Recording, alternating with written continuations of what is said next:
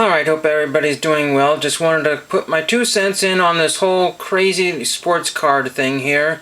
And, the unverified autographs that are being sold through the internet. It happens every single day, and yet there's only a few people that get singled out. Now, whether they're fake or not is not for me to decide because, a lot of people just say, well, what do I know? I don't have 1,000 subscribers, and so then my credibility goes down further. And they say, well, you don't know anything because you only collect, junk wax or value engineered cards. You don't buy, multi-thousand-dollar blasters. You don't, participate in live streams. You don't do this. And so then your credibility goes down even further. And then you said yourself that every card you bought when you were a kid has tanked in value. How can we rely on anything you say? Well, first of all, when you don't live in the largest of communities, and then you only have a few LCS card shops as of current, but I had plenty of them when I was a kid. But again, a lot of the cards were overhyped back then, and they were very expensive, very unaffordable, and some of them were outright fakes and scams. So scams have been happening for the last 35, 40 years. It's no mystery there. And so I'm glad I missed a lot of that, by not being able to afford a lot of those cards. What I'm saying is that I bought a lot of base cards, common cards, Dodgers cards, just ones that, I thought would look nice in a binder. And some of them turned out to be ridiculously low grade, but I'd look at the Beckett's, which I more or less trusted back then. I said, well, Beckett is authority, no one is questioning them, more or less. Every card shop went by their prices, and they decided to charge either above Beckett or below Beckett. And they would tell me why they would, go above Beckett, yeah, and that sort of thing. But again, everybody has to have some kind of thing to corroborate. I had a lot of friends that were doing cards at the same time. But the thing was that I always had to question what my friends' motivations were for getting rid of these cards. I said, gee, if you have this particular autograph, why do you want to get it? And, if they said, frankly, I'm just broke and I need the dollars. But the thing was that he needed the dollars to purchase another card instead, for whatever reason, because maybe he thought that was more profitable. But the other thing is sometimes friends are not always 100% because they got it from somebody that said this card or this thing was legit, and I have no idea. A lot of times, I would be shopping for cards, and I'd be at one of these kind of collector's malls type thing. And all these collector malls are not the merchandise in there is not owned by the owner of the collector's mall. So you had to kind of pick and choose what you thought was legit and what wasn't legit, and you had to take your chances. And then basically you were out of luck because you couldn't go back to the owner and said, hey, this is fake. It's like, well, take it up with a vendor who's never here. That sort of thing. He's only here when he stocks the cases, and that's only Wednesdays at 3:30 in the afternoon or something crazy. It's just ridiculous how that is. And the whole altering thing got me to look at things a little better too, because once you have a photograph or an alteration, then that changes whatever item it is. Somebody said that every autograph that he throws away that's known to be fake, or it turns out it isn't what it is, throws it away, and that's one less thing. Unfortunately, not every person is, when they discover something that isn't right or a fake, a lot of times these things just end up back in other people's collections, recycled again, which is very ridiculous. The coin shop that I went to, they weren't always the most honest people there. Pretty close, and for some things, because they don't want to lose their business. But the thing was that they were always doing some sort of alteration to stuff, and the alteration was when fake coins came in, they had to destroy them, damage them, or mark them as fake. And customers like, why would you do that? I want to buy that, because they were they wanted to take that item and sell it to somebody else as legit. That's what they wanted to do. They had all kinds of crazy customers go in there, and they could lose their license if they were known to be selling fakes, and it just takes one customer to it's never mind if they had too large of a price on something or too small of a price. That's different, and if a customer decides to sell them something at a very, very low price because they offered a low price, people just say, well, these people are known for paying very little. That's not their problem, you know what I mean? It's like pawn shops. They take advantage of people that need quick cash. And the thing is that most of the stuff they're looking at, 90% of it is going to sit on their shelves. I do remember this particular coin shop had plenty of opportunities where you could buy stuff for peanuts on the dollar. They had a big free section too, so they took all the stamps out of the books and threw the binder binders for free. And they said, well, if you're going to buy the binders, you're going to come back to us and buy all the stamps. That's how it worked. You know, other people put those albums on eBay and put, you know, $10, $15, $20, $30, $40. And sometimes they eventually got those for it. But it wasn't their interest to, you know, gouge everybody at the, because if you have the highest prices on everything, gouge everything, you're just sitting there twiddling your thumbs with the same old inventory over time and time again. And, you know, people are saying card prices are going down. It's not necessarily because the players are tanking, necessarily, but a lot of people have just, you know, kind of burned in the past. A lot of my friends are not doing breaks anymore because they notice weird things happening during the breaks, seeing other people pull the big cards, or they supposedly get a bad case or whatever, but also they weren't getting their base cards shipped to them.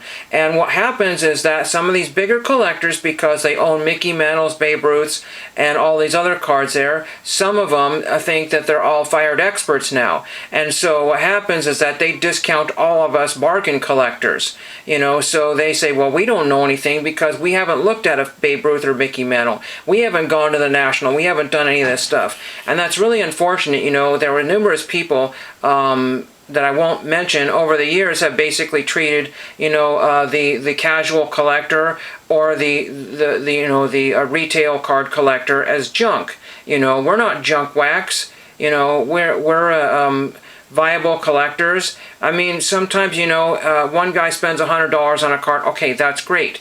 And then 90% of your other customers are buying dollar cards. You know, several people on YouTube promote all their bargain cards that they get at card shows, and they buy them in bulk and then they throw them up on their eBay for $1 to $5 a piece, and they have sales all day long, and that keeps them busy for the entire week instead of having them twiddling their thumbs trying to make deals on kind of Jordans that used to be an 8 and now that are a 10.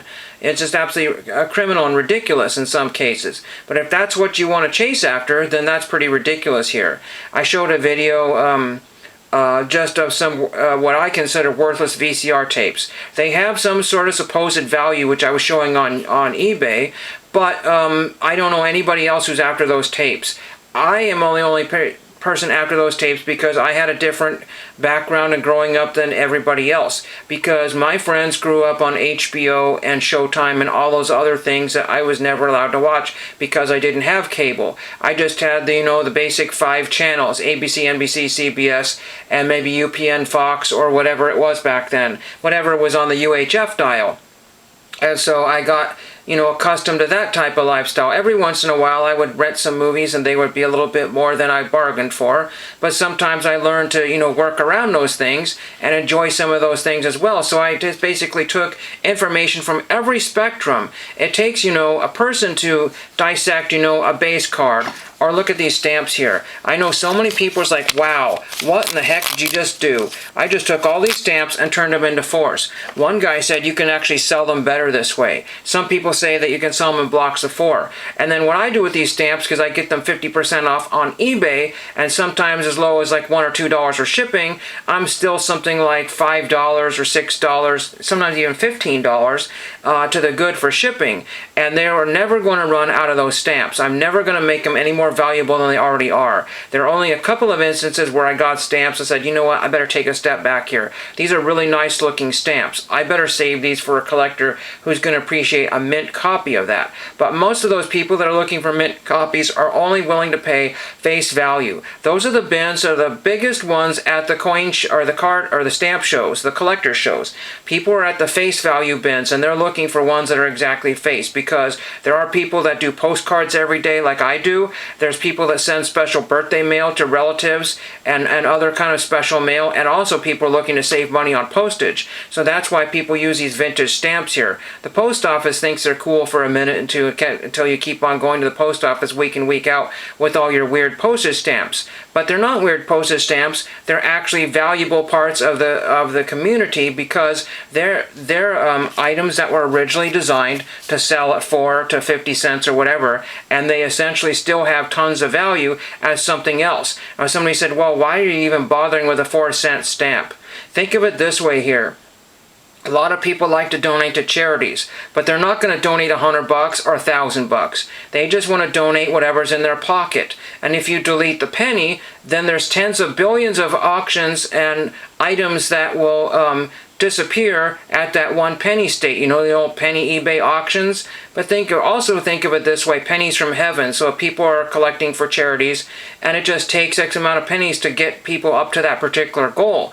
But what happens is like, well, let's just throw away the penny, alter it, and turn it into a keychain. That penny that was spent one time, turned into a keychain, and maybe made, $4 or whatever, that penny could be spent tens of thousands of times, making that penny worth so much more money, and then the government does not need to print so much junky currency. You just have to know a little bit about economics before you start selling, superstar WWE autographs without knowing what the heck you're looking at. Because I can go to the Goodwill outlet and buy all kinds of this Sharpie here, this very, very fancy Sharpie here. I don't know what it was, but it cost me something ridiculous like 5 cents. Okay? And then I took a chance that I found a ticket from the Vans Warped Tour. Okay, and all points led to the autographs were legit, because who would want to take a Vans Warped Tour and start scribbling some doodles on it? But that ticket was in a picture frame at a Goodwill bin store, and I was able to pop the back out of the frame without damaging the frame, and I was able to buy that ticket for 1 cent. But nobody else wanted to take that chance. You have to take your chances where you can get them. Some sellers, you had bad experience with, and then you said, okay, well, I'm not going to buy from that guy ever again. But then a lot of people said, well, you know what, it wasn't as bad as I seem to recall it. I'm seeing my friends having good experiences with them, so let me buy from them again. And then sometimes you just can't remember with all the different eBay sellers over the years. You don't have a list because, again, people sometimes change store names and all that kind of fun stuff. And you just have to be smarter than the average bear, you know what I mean? You just go, hey, I'm Bobo the bear. Look at this. I just found this. It is $5. That sort of thing. Hey, Yogi, Yogi, Ranger so-and-so is blah, blah, blah, and, oh, I don't want to do that. There's another scheme for you, Bobo. You just can't go through life acting like that, letting other people dictate the value of things. As much as people like to listen to the hate groups on the, and then those people like to poke the bear at both ends. So they will, do this, say this to this group of collectors and this group to this collectors, but yet they will participate in all their stuff. And many of these people also don't even have the audacity to watch some of the lower tier of YouTube collectors, because people don't understand vintage, or they don't understand modern. So they pigeonhole themselves in these dumb little things here. And again, I love The Rock or whatever the autograph it was in question here, but I don't love him enough to get his autograph. Again, people don't understand TTM collectors, but they have to understand something about TTM and to understand autographs. You just can't write to, Don August and say, okay, now I understand the TTM game. He signs for everybody. Sid Bream took my dollar, and he basically signed my card. Now I understand what TTM is all about. No, that is not the way it works. It just really isn't. It's all about the items and learning about everything and having a step process of what you want to do. I'm sending out some 7x9s and 8x10s when they come in. And those 7x9s and 8x10s, I had to question the authenticity of those photographs, that they were actually from the time period that they were from, to add a historical element to that piece. I'm not going off to the internet and buying a 5-cent photograph to have somebody put that on there, because eventually somebody down the road is going to want to sell my autographs. And then that's up to them if they want to take the chance that they're legit or not. Because again, I cannot guarantee with 100% certainty that some of these excellent autograph signers, Phil Jackson, sir, excuse me, are going to have their grandchildren autograph it for them in Sharpie or crayon or garbage, Sometimes, when you get your cards back, there's a huge damage in the card, and that way you can't sell it for mint condition. That's happened a number of times. One celebrity was sending everything back with a paper clip on the back of it. So every card that ever got come back from that particular person, it may have been just not noticing it because he was 80 plus years old, but every card came back with a huge crimp on it and super damaged. So that brings the value of the card down. And that's just how things go. And you just have to kind of learn all these things, but people don't want to take the time to learn these things. They just want to follow other YouTube videos and get some advice from them, and then all of a sudden they become experts. Because there's a lot of people in certain trades that have to go to different schools and classes and get some training, and then they can get the authorization to have that particular name. You just don't say, okay, I'm Dr. Beckett, because guess what happened? I just thought it would be cool to add doctor to my name. No one likes to, play doctor in this particular situation here. But then there's other people that basically can say that they're a watchmaker or a watch dealer or whatever. And then people, oh, wow, you must know about this, because if you're a you must be accepted by all your peers and all this stuff. Just because somebody has a fancy store name or a fancy graphics on a business card doesn't mean that they're only about the vibes or whatever it is. They don't mean that. I don't mean that on beans. Just because, again, somebody knows something about something, what happens is that they'll do a few transactions a certain way, some the other way, and then they'll look the other direction. Again, when you're in business, all's fair in love in business, not really. And people, sometimes make great big mistakes. And the best way to make mistakes is technically to own up on them. But then you get all these people say, well, he made this huge mistake, big slap on the face. And sometimes it's many tens of thousands of dollars that they can't afford. But again, before you start getting into these kind of questions and mistakes, that's why I love the Autograph Anonymous podcast and all that stuff. All these great people that were basically questioning everything we do. Because we saw people getting in John Travolta autographs saying, wow, Mr. Travolta signed everything.